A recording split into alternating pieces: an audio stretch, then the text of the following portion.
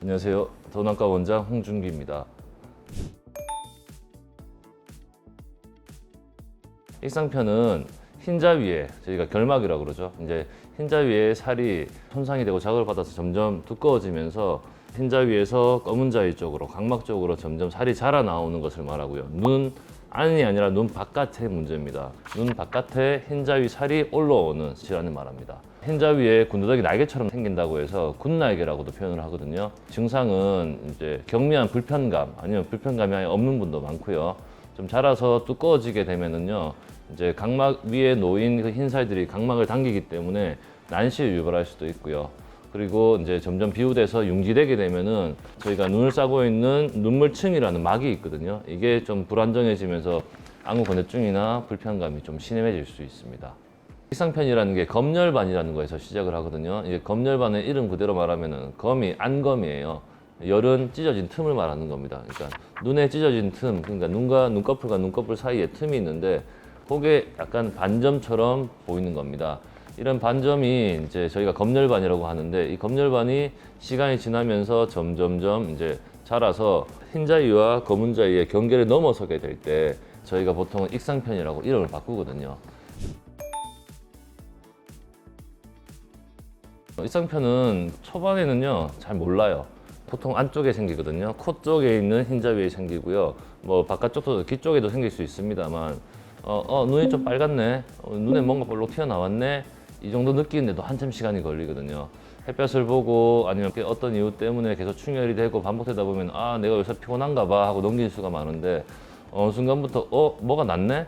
이러다가 보면은 그게 시간이 지나면서 점점점 흰자위가 검은자위 위를 타고 올라오는 겁니다. 그러다 보면은 눈을 떴을 때 전체적으로 눈이 빨개 보여요. 이 조직들이 섬유혈관성 조직이거든요. 이제 혈관이 많다 보니까 충혈이 돼도 엄청나게 빨개지는 그런 효과 때문에 눈에 띄게 되는 거죠.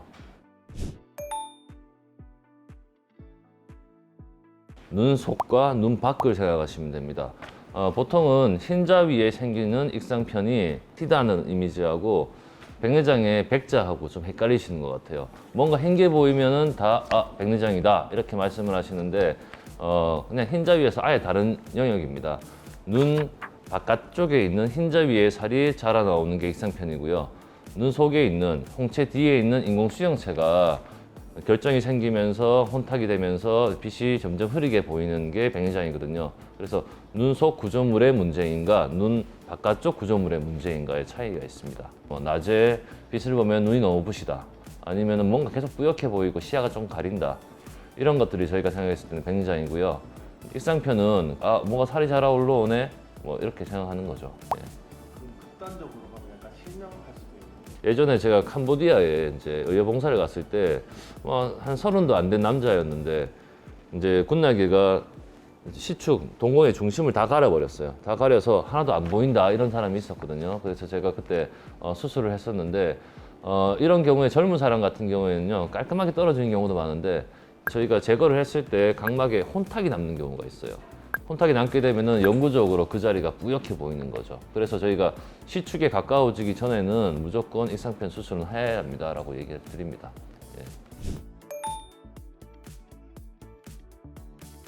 네, 저희가 유전적 이유가 있다고도 보건되고 있는데 대부분은 환경 때문입니다. 환경 중에서도 자외선이 가장 큰 영향을 미치고요.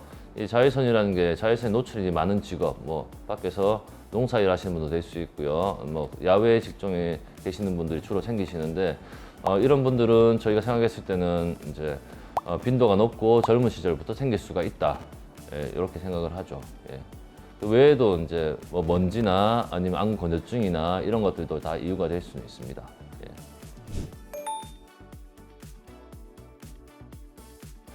보통 익상편은 약물 치료는 불가능합니다. 보통 약물 치료를 하게 되는 거는 인공누액이나 아니면 저희가 점액 분비 활성제나 아니면 호염제 등을 넣기도 하는데요. 이런 것들은 증상을 경화시켜 주는 것일 뿐 자체 원발 병소를 줄여주지는 못합니다. 보통 익상편이 이제 수술로밖에 해결되지 않습니다. 그래서 저희가 보통 익상편은 수술을 할 때 크게 두 가지를 생각하시면 돼요. 단순 절제를 하냐, 아니면은 절제하고 난 다음에 자가 결막을 이식을 하냐, 이 두 가지가 있어요. 익상편에서는 재발을 가장 먼저 걱정을 해야 되거든요. 근데 단순절제는 재발률이 보통 통상적으로 20에서 30% 정도는 됩니다. 그래서 저희가 뭐 의사들 입장에서 환자분 2번 수술하시기는 하기 싫어서 저는 솔직히 단순절제술을 별로 좋아하진 않습니다. 특히 젊은 분들 같은 경우에는 재발률이 통상적인 수치보다 더 높거든요. 그래서 젊은 분들이 이상편에 오시면 조금 더 클 때까지 지금 손대지 맙시다. 나중에 수술하세요 라고 표현하는 경우도 많습니다. 그래서 저희 병원은 수술을 일상편 전체의 병변을 제거를 하고 난 다음에 같은 눈의 위쪽에 흰자위를 일부를 채취를 합니다. 똑같은 사이즈를요. 이렇게 채취를 해서 해당 병변을 제거된 부위에 이식을 하고요. 저희가 이식을 할 때도 봉합사를 다 연결을 해서 다 이어주는데 이렇게 이어줄 때 봉합사가 많이 들어가거든요. 그러면 수술하고 한 일주일 있다 실밥을 풀 때 동안에 환자분들이 너무 고통스러워하세요. 실밥 때문에. 그래서 저희는 최소한의 봉합사를 쓰면서 그 봉합사 대신에 조직풀이라는 파이브린 글루를 이용해서 수술을 해서 수술 시간도 단축되고요. 그리고 봉합사도 적으니까 환자분들도 편해하시거든요. 이제 그렇게 수술을 하면 보통 재발률이 현저히 떨어지게 됩니다. 그래서 이 수술 자체도 보면은 시간도요 단순 절제보다 2배로 걸리고요. 비용도 더 비싸지만 재발을 생각했을 때는 누구나 다 선택하는 수술이 됩니다. 예. 뭐 개인 병원에서 많이 하시지는 않죠.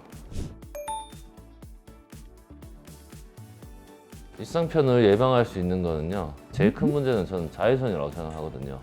선글라스를 끼고 다니시는 게 방법이지 않나 싶습니다. 그리고 인공눈외기죠. 이걸 잘 점안해 주시는 것도 방법이 되겠습니다. 보통 일상편을 이제 잘 모르시는 분들은 거울을 보셨을 때 내 눈이 왜 뻘걸까 하고 넘기시는 경우가 많아요. 그래서 거울을 자세히 보시고 붉은 기운이 특별한 문제 없이 하루 이틀, 3일, 4일 지속이 되면은 안과로 한번 오시는 게 좋을 것 같아요. 이게 검열반일 수도 있고 이상편일 수도 있는데 검열반이든 이상편이든 당장 수술이 아니더라도 약을 쓰면은 저희가 병의 진행을 뭐 더디게 하거나 아니면은 더디게 하는 다른 방법들을 일상생활에서 말씀드릴 수가 있거든요. 그래서 항상 진료는 의사와 함께 대응하시는 게 좋을 것 같습니다. 더원안과 원장 홍준기였습니다. 감사합니다.